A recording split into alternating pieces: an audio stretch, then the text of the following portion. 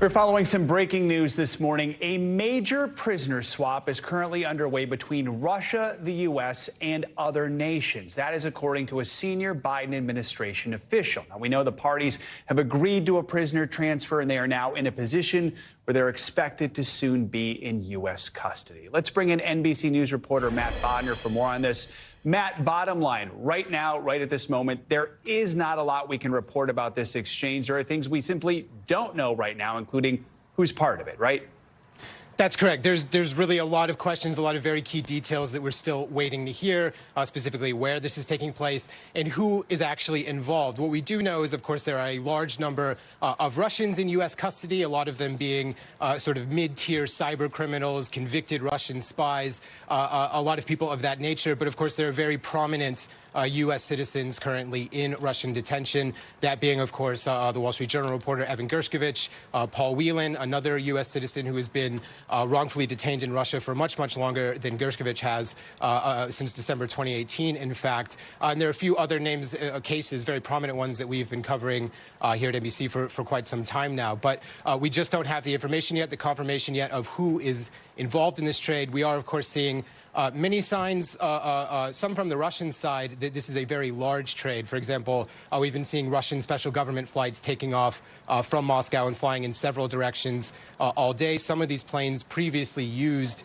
in major high-profile U.S.-Russia swaps, such as the one that saw Brittany Griner traded for the Russian arms dealer Viktor Bout.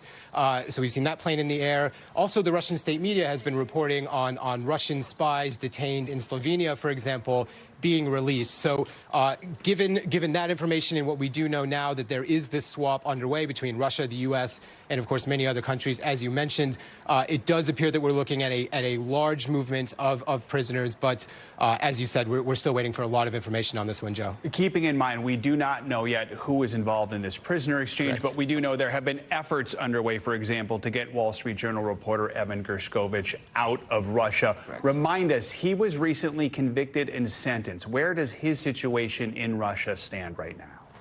Correct. So Gershkovich was sentenced a week ago to 16 years in a Russian penal colony, a strict regime colony, on charges of espionage. So he has obviously been one of the main targets for a U.S.-Russia trade since he was actually detained back in March 2023. He's been one of the names at the top of the list for this kind of arrangement. And after last week's sentencing, very clearly he was facing 16 years in a Russian penal colony. And Russia takes espionage extremely seriously. I think of all the charges that you can face in Russia, it is certainly the worst to face. The acquittal rate across the Russian judicial system is shockingly low for all crimes, something below 1%. So you're really looking at a situation where it's worse with espionage. So receiving that kind of charge, just as Paul Whelan did, I think it's important to remember that Gershkovich is on the same charges as Paul Whelan, who has been there for 5 years now. And Paul Whelan has seen multiple trades like this come and go, and he has been left out of the roster each and every time. So I think all of this just sort of underscores how serious it is to be accused of espionage and charged with it in Russia. Matt, noteworthy, what we know is the U.S., Russia, and potentially other nations involved with this. How unusual might that be? I mean, are these exchanges often just one country with another country? Absolutely. A multilateral prisoner exchange is an extremely difficult thing to do in ideal times. Each country has different rules. There's jurisdictional questions. So if this is really a multilateral, so to speak, hostage prisoner trade, we're looking potentially at one of the largest trades of this kind since the Cold War, possibly even more than that, just looking potentially at what the size of this could end up being.